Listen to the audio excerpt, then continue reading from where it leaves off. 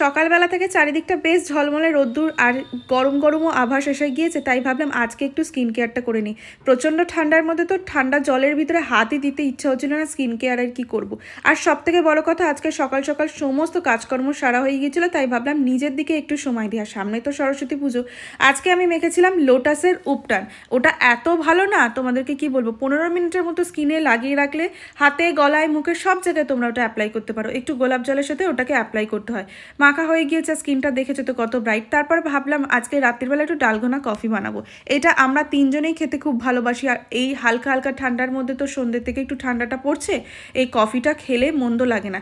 তাই ওর বাবাও অফিস থেকে চলে এসেছিলো, তিনজনে মিলে গল্প করছিলাম, কিন্তু বাবুটা এত দুষ্টুমি করছিল, মাথাটা পুরো গরম হয়ে গিয়েছিল। যাই হোক, ও তো দুষ্টুমি করবেই। এখানে আমরা কফি নিয়ে বসেছিলাম, আর সঙ্গে চানাচুর নিমকি তো আছেই।